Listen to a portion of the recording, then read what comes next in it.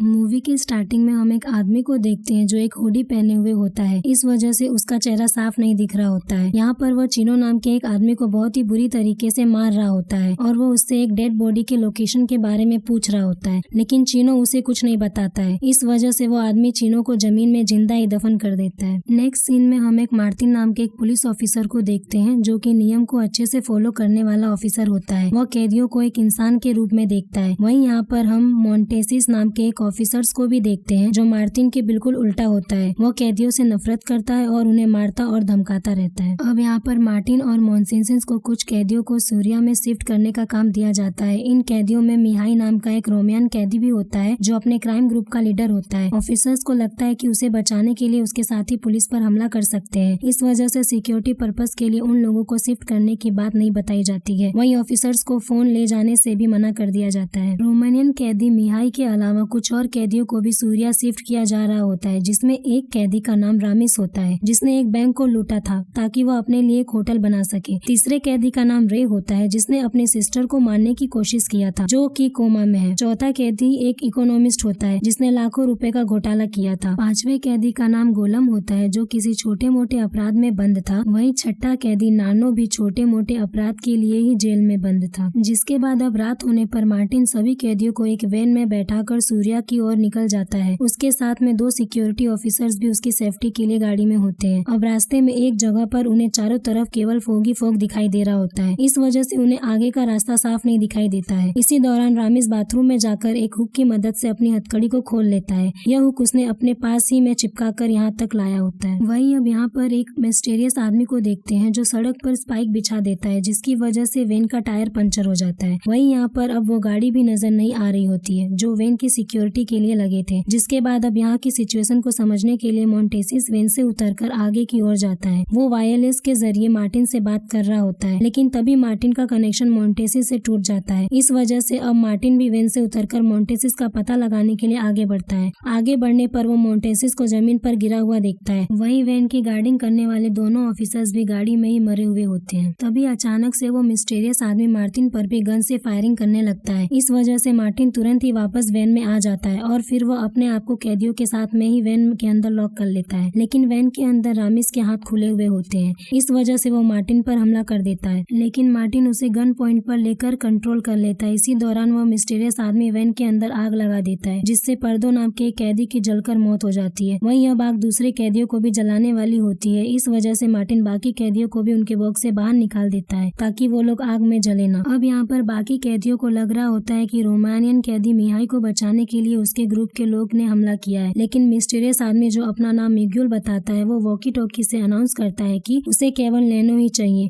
वो बाकी कैदियों को कुछ नहीं करेगा। लेकिन सभी लोग नैनो को बाहर भेजते हैं कि उसके पहले ही नैनो मिहाई को मारकर उससे वैन की चाबी छीन लेता है जो उसने पुलिस ऑफिसर से छीना था। मिहाई से चाबी छीनने के बाद नैनो चाबी को निगल जाता है जिसकी वजह से अब सभी लोग उसे वैन में ही लॉक हो जाते हैं, यानी वो ना तो बाहर जा सकता है और ना कोई वैन के अंदर आ सकता था। वहीं दूसरी तरफ अब मिग्यूल वैन के अंदर की पावर सप्लाई को काट देता है जिससे वैन के अंदर ठंडी बढ़ने लगती है। इस वजह से वैन के अंदर के कैदी वैन से निकलने की नाकाम कोशिश करते हैं। इसी दौरान कुछ कैदी नैनो को पेट को फाड़ के चाबी निकालने की बात करते हैं। वहीं अब मिग्यूल वैन को लेकर वहां से जाने लगता है, लेकिन तभी हम मोंटेसिस को देखते हैं जो अभी मरा नहीं होता है। वो मिग्यूल की गाड़ी में बैठकर वैन का पीछा करने लगता है। मिग्यूल की गाड़ी में उसे एक छोटी बच्ची की तस्वीर और एक न्यूज़पेपर की कटिंग मिलती है जिसमें लिखा होता है कि पुलिस ने डेड बॉडी की तलाश को रोक दिया है। अब यहाँ पर मोंटेसिस मिगुल का पीछा करने लगता है। इसी दौरान वो मिगुल पर गन से शूट भी करता है, लेकिन उसका निशाना चूक जाता है और तभी मोंटेसिस की गाड़ी एक पेड़ से टकरा जाती है जिससे उसकी मौत हो जाती है। अब इसी दौरान हम मिगुल को भी देखते हैं जो एक जगह पर अचानक से ब्रेक मारता है जिससे अंदर बैठे एक कैदी का सर दीवार में लगे स्क्रू से टकरा जाता है जिससे उसकी मौत हो जाती है। जिसके बाद अब मिगुल वैन को लेकर एक फ्रोजन तालाब के पास आ जाता है। वह वैन को फ्रोजन तालाब के बीचों बीच खड़ा कर देता है और फिर वह फ्रोजन तालाब के ऊपर कुछ गोलियां बरसाता है जिससे तालाब में जमी हुई बर्फ टूटने लगती है। इस वजह से वैन तालाब के अंदर धंसने लगता है। थोड़ी देर में ही तालाब का पानी वैन के अंदर घुसने लगता है जो देखकर वैन के अंदर मौजूद सब लोग को लगता है कि वो अब नहीं बच पाएंगे। लेकिन अब यहाँ पर मार्टिन इन लोगों को मरता हुआ देखकर एक सीक्रेट एग्जिट के बारे में बताता है जो वैन के छत के ऊपर से ही होता है। अब क्योंकि उस सीक्रेट डोर को ओपन करने का तरीका केवल मार्टिन को ही पता होता है, इस वजह से सब लोग उसे जल्दी से वैन के लॉकअप से बाहर निकालने की कोशिश करते हैं। काफी कोशिश करने के बाद वो लोग मार्टिन को लॉकअप से बाहर निकाल देते हैं। वहीं इधर वैन भी अब पूरी तरह से पानी के अंदर घुस जाता है। जिसके बाद मार्टिन जल्दी से सीक्रेट डोर को ओपन कर देता है, जिससे नानो, रामिस और मार्टिन तो तैरते हुए उस वेन से निकल जाते हैं, लेकिन एक कैदी वेन से बाहर नहीं निकल पाता है। इस वजह से उसकी मौत हो जाती है। वहीं अब हम रामिस को देखते हैं, जो अपनी जान की परवाह ना करते हुए मार्टिन को किसी तरह से बाहर निकालता है। यहाँ पर मार्टिन ने भी पानी पी लिया होता है। इस वजह से रामिस उसके पेट को दबाकर पानी निकालता है, जिससे मार्टिन की जान बच जाती है। अब क्योंकि मार्टिन की जान रामिस की वजह से ही बची होती है, इस वजह से पहली बार मार्टिन रूल को फॉलो ना करते हुए रामिस को आजाद कर देता है, जो देखकर रामिस काफी इमोशनल हो जाता है। वहीं अब हम मिगुल को देखते हैं, जो नानो को जिंदा देखकर उस पर गन से फायरिंग करने लगता है। यह देखकर मार्टिन धीरे से मिगुल के पास जाकर उससे ऐसा करने से रोकता है। अब यहाँ पर मिगुल अपनी कहानी बताते हुए कहता है कि उसकी एक 13 साल की बेटी थी। नानो और उसके दोस्त चिनो ने ड्रग के नशे में मेरी बेटी का रेप किया और फिर उसकी बॉडी को कार से बांधकर सड़कों पर घसीटा और फिर मरने के बाद उसकी लाश को फेंक दिया। उसने इन दोनों को सजा दिलाने के लिए कानून की मदद ली, लेकिन सबूत न मिलने की वजह से कानून ने इन्हें छोड़ दिया, लेकिन मैं इन्हें नहीं छोड़ने वाला हूँ। अब उसकी बातों को सुनकर मार्टिन काफी इमोशनल हो जाता है। वो मिगुल के दर्द को अच्छे से समझ सकता था, क्योंकि उसकी भी एक बेटी है। वहीं वो कानून को मानने वाला एक ऑफिसर भी होता है। इस वजह से वो मिगुल को ऐसा करने से रोकता है, जिसके बाद दोनों में फाइट होने लगती है। लेकिन मार्टिन किसी तरह से मिगुल से उसका गन छीनने में कामयाब हो जाता है, जिसके बाद अब मिगुल नानो से फाइट करने लगता है। वो नानो से अपनी बेटी की डेड के बॉडी के बारे में पूछता है, लेकिन नानो अपने आप को इनोसेंट शो करता है। वो कहता है कि उसने ऐसा कुछ भी नहीं किया है। वहीं मार्टिन भी अब मिगुल पर गन पॉइंट करते हुए उसे नानो को छोड़ने के लिए कहता है, जो मिगुल को मजबूरी में मानना पड़ता है। उसका मन पूरी तरह से उदास हो जाता है, क्योंकि इतनी कोशिश करने के बाद भी वह अपनी बेटी के हत्यारों को सजा नहीं दे पाया था। इसी दौरान वहाँ पर हेलीकॉप्टर से पुलिस भी आ जाते हैं, जिन्हें देखकर नानो को लगता है कि वह पूरी तरह से सेफ है। इसी वजह से वह जोश में आकर मिगुल से कहता है कि वह उसकी बेटी के लाश के बारे में कुछ नहीं बताएगा। अब जब मार्टिन नानो के इस बात को सुनता है, तब वह समझ जाता है कि नानो इनोसेंट नहीं है। अब क्योंकि मार्टिन की भी एक 13 साल की बेटी होती है, इस वजह से उसका मन नानो के प्रति गुस्से से भर जाता है। जिसके बाद अब वो मिगुल को इंसाफ दिलाने के लिए अपने नियमों को तोड़ते हुए उस नानो के पैरों में एक गोली मारता है और मुगल की बेटी के डेड बॉडी के बारे में पूछता है, लेकिन नानो उसे भी कुछ नहीं बताता है। जिसके बाद मार्टिन फिर से एक गोली नानो के हाथों पर मारता है, जिससे उसके हाथ उड़ जाते हैं। हाथ उड़ने की वजह से